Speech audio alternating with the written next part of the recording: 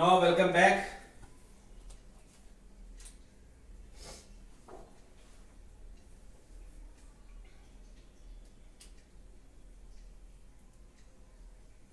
You all know that in a two particle system, if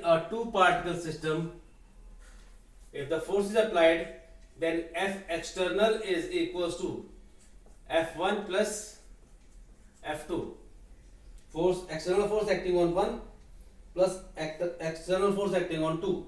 This is the total external force acting on the system.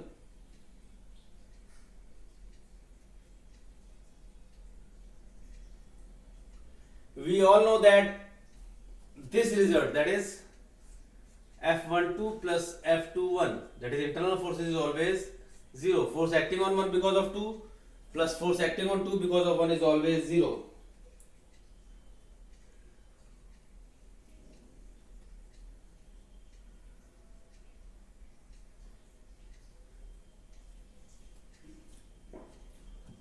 Now F external can be written as F1 is mass into acceleration and F2 is mass into acceleration. This is clear? Now this can be written as dv1 upon dt plus m2 rate of change of velocity.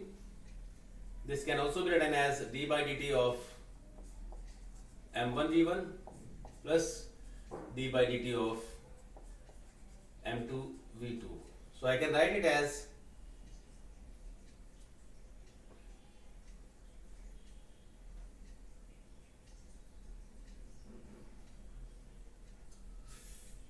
d by dt of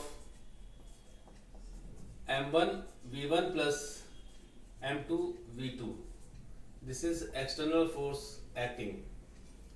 Now you all know that velocity can be written as, so here m1 into dr1 upon dt plus m2 dr2 by dt, rate of change of displacement or position vector. So this can be written as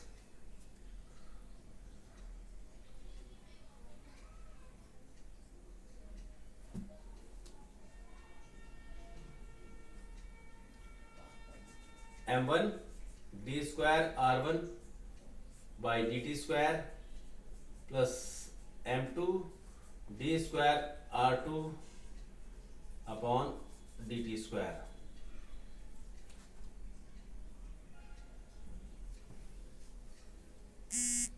Or you can simply write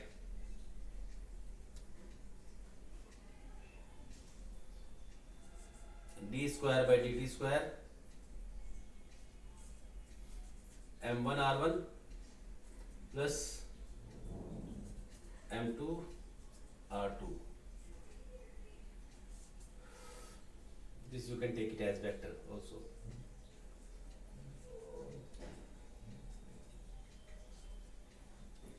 So this is F external. Now F external can also be written as total mass is m1 plus m2 acting on both the system into acceleration. Acceleration can be written as dv by dt is equals to d square by dt square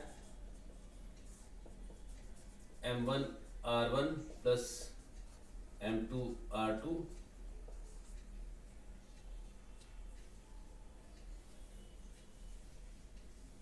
or you can simply do like this. Do it like this. Divide this by m1 plus m2. This will be much easier, and multiply it with m1 plus m2.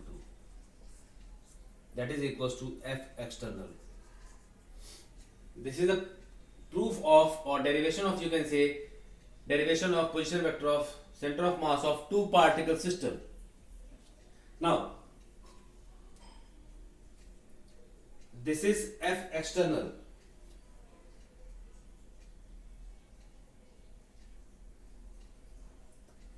Now f external can also be written as m1 plus m2 d by dt square of this, that is r. R, you can take it as RCM. This is position vector of, because I am applying the external force at a point which is known as center of mass. So this is m1 plus m2. How this becomes d square r by, because external force is mass into acceleration. I can write mass into acceleration. Mass will be m1 plus m2 into acceleration. But acceleration you can take it as dv by dt. This can be d by dt of dr by dt. So this will be this d square r by. Now this is d square by dt square m1 r1 plus m2 r2 upon m1 plus m2. So on comparing left and right hand side, what you will follow is that m1 plus m2 is here, m1 plus m2 is here, d square by dt square is here, d square by dt square is here. So this RCM is equals to this much. So that means for two particle system, RCM, position vector of center of mass, is equals to m1 r1 plus m2 r2 upon m1 plus m2. This is position vector of center of mass of two particle system. So similarly, we can go to n particle system also. For n particle system,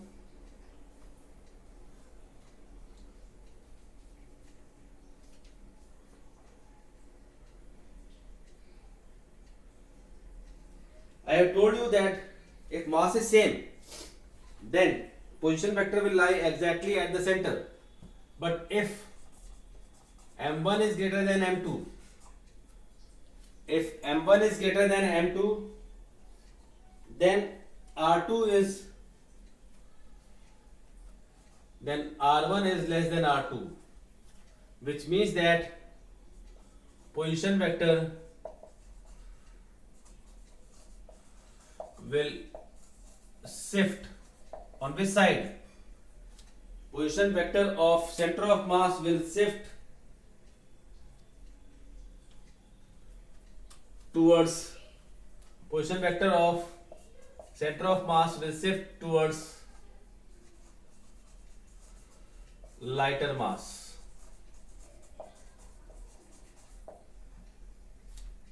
When the masses are equal, then it will lie at the same, at the midpoint of the line joining the two particles.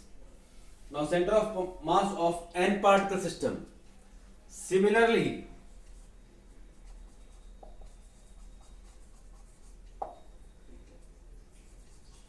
center of mass, when I am saying center of mass, it means that I am asking about position vector of center of mass, that will be given by r, RCM. Similarly, center of mass for n particle system, for n particle system, this becomes, you all know, m1 r1 plus m2 r2. N particle system means there are n number of particles in the system of particles, plus mn rn upon m1 plus m2 plus mn.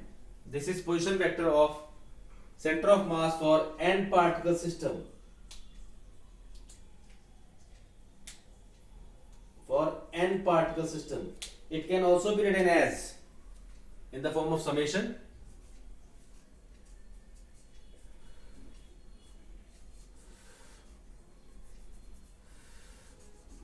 mi ri vector, I starting from 1 to n upon mi, or you can simply say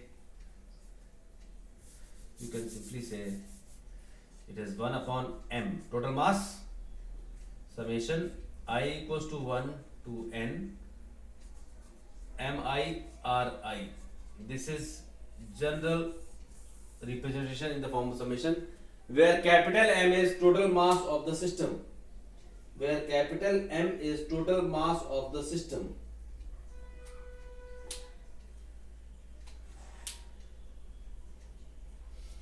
Here again, if all the particles are of same mass, if all particles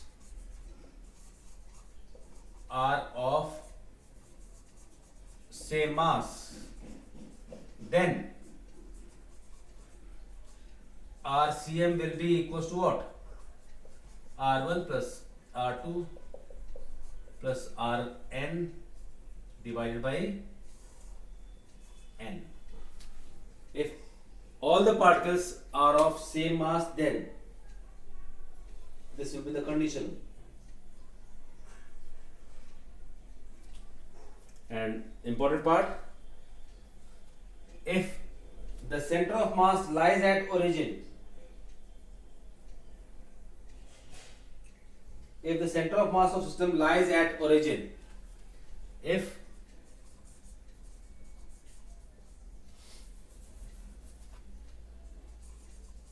center of mass lies at origin, this is important, you will use this in rotational motion, then RCM is going to be 0, because in that case all the particles are at the center. Mass is supposed to concentrate on the center, and therefore RCM is 0, which means that summation mi ri I equals to 1 to n is also 0, which is known as moment of mass. Moment of mass is 0 near the origin. At origin, center of mass is 0. Moment of mass is 0. Mass into perpendicular distance or distance is known as moment of mass. So this is for n particle system. This is for n particle system. Now we will deal with Cartesian coordinates for the center of mass of the system. So that we will discuss in the next class.